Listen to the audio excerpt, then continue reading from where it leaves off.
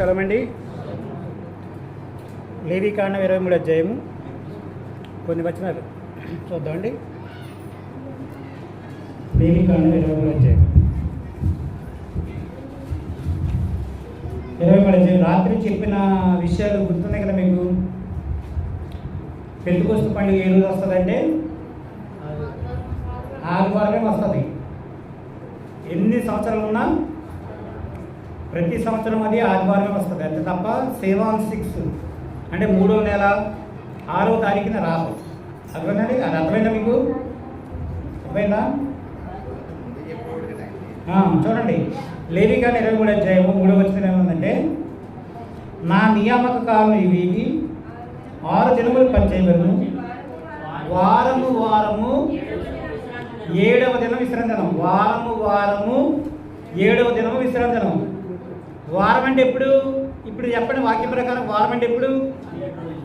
మొదటి దినం నుంచి 7వ దినం వరకు వారం.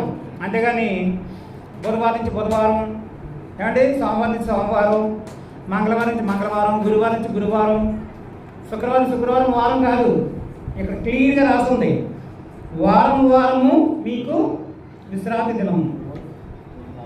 అలాగే ఇంకా మీరు క్లియర్గా చూస్తే 7 వారములు అని ఉన్నది. 7 వారములు మనము చూడాలి. ఒకసారి చూద్దాం, అది ఎక్కడుంది? 23 అధ్యాయంలో చూడండి ఒకసారి.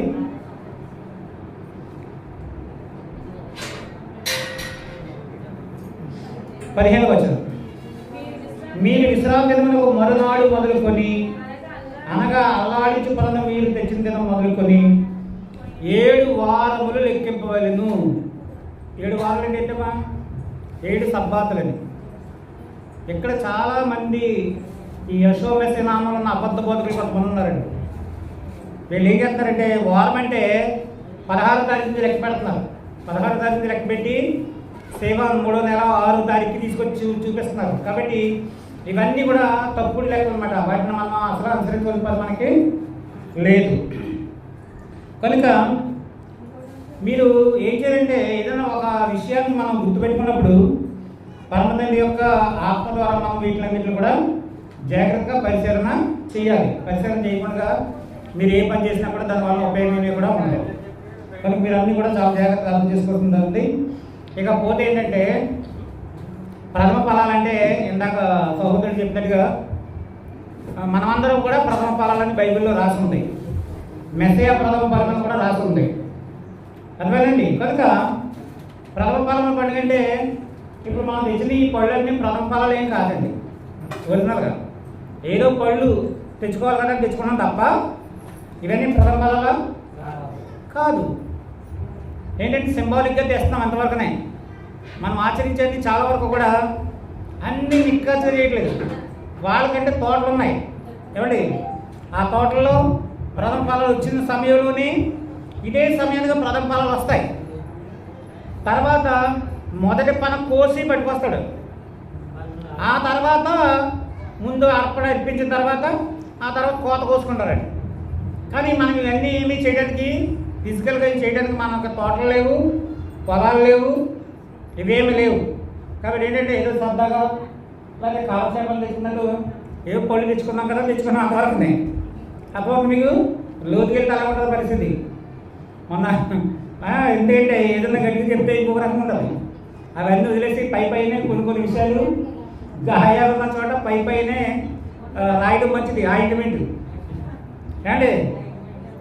గాయాలు ఉన్న చోట ఏ రాయాలి? పైన అలా పూయాలి. గట్టిగా ఎలా పెట్టి నొక్కినా ఏం చేసి ప్రమాదం అయిపోతుంది. కనుక మీరేంటంటే మనం ఇవన్నీ సింబాలిక్గా చేస్తున్నాం. కనుక ఈ విషయాలన్నీ మీరు చాలా జాగ్రత్తగా అర్థం చేసుకుంటామని ఆశిస్తున్నాను. ఇకపోతే ఈ పెంతెకొస్తు పండుగ గురించి మీరు ఒకవేళ ఎవరైనా మిమ్మల్ని అడిగినప్పుడు సేవ 6వ తారీఖు అని అంటే మాత్రం తప్పని ఖచ్చితంగా చెప్పండి. మీరు ఒకవేళ చెప్పలేకపోతే నా అడ్రస్ ఇవ్వండి, లేకపోతే నా నెంబర్ ఇవ్వండి. మా పాస్టర్ గారు ఉన్నారు, ఆయనతో మాట్లాడండి. మీరేం చెప్పేటంటే సరిపోతుంది, నేను చూసుకుంటాను. అంతేగాని అవునా కాదా అని సందిగ్ధం మాత్రము ఉండకండి. అర్థమవుతుందండి? సందిగ్ధం అంటే మీకే నష్టం.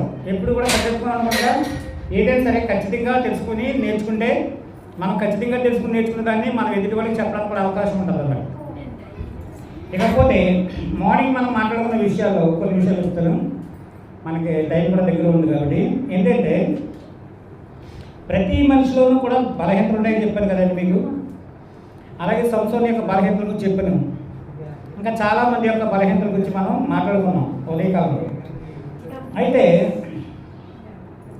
ఇంకొక ఇద్దరి గురించి చెప్పి మనం ముగించుకుందాం. ఏంటంటే ఈ సెషన్ అంతా పెద్ద ఎక్కువగా టైం కూడా లేదు కాబట్టి. 2వ దినవృత్తాంతాలు 32వ అధ్యాయము తర్వాత 25వ వచనం. 2వ దినవృత్తాంతాలు చదవండి. 2వ దినవృత్తాంతాలు 32వ అధ్యాయము 25వ వచనం చదవండి ఎవరైనా సరే. ఇద్దరి గురించి చెప్తాను, ముగించేద్దాం. ఒక 10 నిమిషాలు కూడా అవసరం. 2వ దినవృత్తాంతం 32:25. అయితే హిజ్కియా చూడండి, హిజ్కియా అనే ఒక భక్తుడు మనస్సున గర్వించి తనకు చేయబడిన మేలుకు తగినట్లు ప్రవర్తింపనందున అతని మీదికి యోధా యెరూషలేము వారి మీదికి కోపము రాగా హిజ్కియా వినండి చాజాగా, హిజ్కియా హృదయ గర్వం విడిచి తాను యెరూషలేము కాపురస్తులను చూసారండి. ప్రతి మనిషిలో ఉంటుంది బలహీనతలు. నేను బిగించాలి చెప్తాను, ప్రతి మనిషిలోనూ బలహీనతలు అనేవి ఉంటాయి. పొరపాట్లు చేస్తూ ఉంటారు. పొరపాటు చేయడము లేకపోతే బలహీనంగా ఉండడం అని పెద్ద గొప్ప విషయం కాదండి. ఇతనికి కూడా హృదయంలో గర్వం వచ్చింది. గర్వం వచ్చిన తర్వాత ఎప్పుడైతే ఇతను గర్వం వచ్చిందో తండ్రి దేవత ఏమొస్తుంది? ఉగ్రత వస్తుంది. కోపం ఎప్పుడైతే తండ్రి దేవత నుంచి కోపం వస్తుందని గ్రహించుకున్నాడో ఇమీడియట్గా ఏం చేశాడు? అతను గర్వం తగ్గించుకున్నాడు, అంటే విడిచిపెట్టేయాడు. ఓహో, ఇందువల్ల నాకు ఇది వచ్చింది కదా అని తెలుసుకున్నాడు, ఇమీడియట్గా వదిలేశాడు. అలాగే ఏది మనకి చెడు అని మనకు అర్థమవుతుందో వాటిని మనం వదిలేయాలి. అర్థమేనమ్మా? ఏదైతే మన ఆత్మీయ జీవితం గడ్డుగా ఉందో దాన్ని మనం వదిలేస్తే ఏమీ లేదు. అలా కాకుండా దాని మీదే మీరు బేసేస్తున్నారు అనుకోండి, అప్పుడు ప్రమాదానికి దాటి వస్తున్న పరిస్థితులు ఏర్పడతాయి. అలా ఇంకొక వ్యక్తి గురించి చూసి ముగించుకున్నాం. 2వ దినవృత్తాంతాలు 26వ అధ్యాయం 16వ వచనం. ఎక్కడో ఒక ఆత్మ చూడండి, ఎక్కడ కూడా ఒక ఆత్మ చాలా గర్వపడ్డాడు. ఈ గర్వపడి ఏం చేశాడంటే అయితే అతడు ప్రతి వాళ్ళు కూడా స్థిరపడిన తర్వాతే నాశనం అయిపోతారు. అదేనా? మామూలుగా ఉన్నప్పుడు బాగానే ఉంటారు. అదేనండి. మీకు విషయం చెప్తాను. ఇక్కడ ఒక వ్యక్తి నాకు 35 సంవత్సరాల కింద తెలుసు. ఒక వ్యక్తి, ఆ వ్యక్తికి అప్పుడు ఏమీ లేదు. లేదండి. అసలు అద్దెంట్లో ఉండిపోడు, ఏ పూటకే ఆ పూట తెచ్చుకోవడం తినడం. అంటే సువార్తగా బయటికి వెళ్తే 10 రూపాయలు వస్తే ఆ 10 రూపాయలతోటి ఏం చేసేవాడంటే 1 కేజీ బియ్యం, తర్వాత పెసరపప్పు, కొంచెం చింతపండు ఎరండి కొనుక్కొని తెస్తే అప్పుడు ఆవిడ ఏం చేసేదంటే ఆ బియ్యం అవి పెట్టి వంట చేసేది. కనీసం తాలింపు పెట్టుకోవడానికి కూడా నూనె కానీ ఇది కానీ అలాంటిది ఏమి ఉండేది కాదు. 2-3 తప్పారాలు ఎన్ని ఉండే అంటే ఇంట్లో ఆ వేడి దాంట్లోనే తినేసి మళ్ళీ సువార్తకి వెళ్ళేవారు. మళ్ళీ అలాంటి వ్యక్తి అప్పుడు వాక్యం ఏం చెప్పాడు తెలుసా? ఈ భూలోకంలో పరమతండ్రికి అసలు ఒక తలపరచుకోవడం కూడా స్థలం లేదు. అపోస్తలుడైన సౌలు అద్దెంట్లో ఉన్నాడు. ఏమంటే ఎక్కడ నేను చెప్పాలనుకుంటే ఏం చెప్తాడు? ఎక్కడ స్థలాలు లేవు చెప్పడానికి. అందుకే మెస్సయ్య గారు కూడా సమరయ స్త్రీకి సువార్త చెప్పినప్పుడు ఆ బావి దగ్గర చెప్పాడు. లేకపోతే ఎక్కడైనా చెప్పాలనుకున్నప్పుడు ఆ సముద్ర వాదం చెప్పాడు. ఇలా చెప్పాడు, అలా చెప్పాడు అన్నాడు. అవన్నీ నిజమేనా? తర్వాత సహవాసంకి వెళ్ళినప్పుడు వాళ్ళ ఇంటి దగ్గర పెట్టుకున్నాం, వీళ్ళ ఇంటి దగ్గర పెట్టుకున్నాం అని వాక్యాలు తీసి చూపించాడు. అవన్నీ కరెక్టే. అతను కొంచెం ఉన్నత పరిస్థితికి వచ్చిన తర్వాత, అంటే మళ్ళీ కొద్దిగా ఆర్థికంగా పెరిగిన తర్వాత అప్పుడేం చెప్పాడంటే, దేవుడు ఏర్పాటు చేసిన స్థలం ఒకటి, దేవుడు అంటూ ఏర్పాటు చేసిన స్థలం చూపిస్తాడు. ఆ ఏర్పాటు చేయబడిన స్థలంలో తప్ప ఏ స్థలంలో కూడా ఆరాధన చేయకూడదని చూపించాడు వాక్యం. అంటే మరి ఇప్పుడు ఇతను సముద్రం వారం చూపించిన వాక్యాలు లేదా ఇంకో చోట చూపించిన వాక్యాలు సమయంలో ఏర్పాటు చేయబడిన స్థలానికి సంబంధించిన వాక్యం బైబిల్లో లేదా? ఉంది. కానీ అప్పటికి ఇతని స్థితి ఏమి లేదు, ఆ లెవెల్కి రాలేదు. ఆ లెవెల్కి రాలేదు కాబట్టి ఆ వాక్యం చూపించలేదు. తర్వాత ఏమైనా చూపించాడు. ఇంకా తర్వాత ఏమన్నారంటే, మరి నువ్వు ఈ విధంగా అందరి ద్వారా చూడడం నువ్వు చాలా బాగుపడిపోతున్నావు అంటే అప్పుడేమన్నాడు తెలుసా? అబ్రహాముని దీవించాడు, ఇస్సాకుని దీవించాడు, యాకోబుని దీవించాడు. వాళ్ళందరూ ధనవంతులు కారా? వాళ్ళందరికీ ధనాలు ఇవ్వలేదా? సొలొమోను ఇవ్వలేదా? ఇవ్వలేదు, వాళ్ళకి ఇవ్వలేదు. మరి ముందు చూపించిన వాక్యాలు ఏమైంది? ముందేం చూపించావు? ఏ పూటకు ఆ పూటే అని చూపించావు కదా వాక్యాలు. మరి ఆ వాక్యాల సంగతి ఏంటంటే అలాగే ఉండాలి, ఏముంది అని అన్నాడు. అంటే వాక్యాలు ఎవరు ఎలా తీసుకున్నారంటే దీన్ని బట్టి మనకి ఏమర్థమవుతుందండి? వాళ్ళ స్థితిగతులను బట్టి వాళ్ళ వాక్యాలు తీసుకుంటున్నారు. బైబిల్లో భేదోడేమో భేద వాక్యాలు, ధనవంతుడేమో ధనవంతుడి వాక్యాలు, స్థిరపడిపోయిన తర్వాత స్థిరపడిపోయిన వాక్యాలు తీసి చూపిస్తున్నారు. కానీ ఇవన్నీ బైబిల్ ముందే ఉన్నాయి, ముందే రాసి ఉన్నాయి. అలాగే ఇతను స్థిరపడిపోయిన తర్వాత గర్వపడ్డాడంట. చదవండి. అయితే అతడు స్థిరపడిన తర్వాత అతడు మనస్సును గర్వించి చెడిపోయాను. అతడు ధూపపీఠం మీద ధూపం వేయుటకై మందిరంలో ప్రవేశించి, అది అసలు ఇతను యాజకుడు కాదు. యాజకుడు కానప్పటికీ కూడా ధూపపీఠం మీద ధూపం వేయడానికి యాజకులను కూడా గెంటేసి వెళ్ళిపోయి యాజకత్వం చేయాలని ప్రయత్నం చేశాడు. అతని మీద పుష్పం వస్తుంది. ఎందుకంటే ఇతను గర్వించి చెడిపోయాడు. హిజ్కియా అయితే ఏం చేశాడు? గర్వించాడు. ఎప్పుడైతే తండ్రి యొక్క కోపం వస్తుందో ఇమీడియట్గా ఆ గర్వాన్ని తీసేసుకున్నాడు.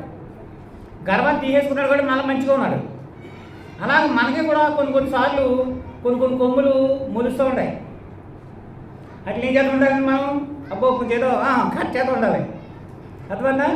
కట్ చేసుకుంటే ఏమీ లేదనుకోండి చాలా కష్టం. డబ్బుని బట్టి గర్వించినా తప్పే, తర్వాత దేని బట్టి గర్వించినా తప్పే. కానీ గర్వం ఉండాలి. దేని బట్టి గర్వపడాలి? పరమతండ్రిని బట్టి గర్వపడాలి. నేను ఇలాంటి పరమతండ్రిని కలిగి ఉన్నాను కాబట్టి నాకేం లెక్కలేదు, ఐ డోంట్ కేర్ అని అన్నా పర్వాలేదు. నాకు ఇంత జ్ఞానం ఉంది కాబట్టి ఐ డోంట్ కేర్ అంటే తప్పు. జ్ఞాని తన జ్ఞానం బట్టి, సూర్యుడు తన సూరత్వం బట్టును, ఐశ్వర్యవంతుడు ఐశ్వర్యం బట్టి అతిశయింపక నా యందు అతిశయించాం. ఏమంటే భూమి యందు కృప చూపుచు నిరంతరము కృప చూపువాడనైన 50 నన్ను తెలుసుకుని నా యందు అతిశయించడం మేలని ఇర్మియా గ్రంథంలో రాస్తుంది. కాబట్టి అతిశయించడం అంటే గర్వించవచ్చు. ఎవరిని బట్టి? కేవలం పరమతండ్రిని బట్టే. జ్ఞానం బట్టి కానీ, అందాన్ని బట్టి కానీ, డబ్బుని బట్టి కానీ, లేకపోతే ఏదో బలాన్ని బట్టి కానీ మనం అతిశయించకూడదు. కానీ పరమతండ్రిని బట్టి మనం అతిశయించవచ్చు. అలా అతిశయించిన వాళ్ళందరూ కూడా దెబ్బలు తిన్నారు. అర్థమవుతుందండి? కనుక ఈ కొద్ది హెచ్చరిక మాటలు మన ఇంట్లో పరమతండ్రి ఆశీర్వదించును గాక.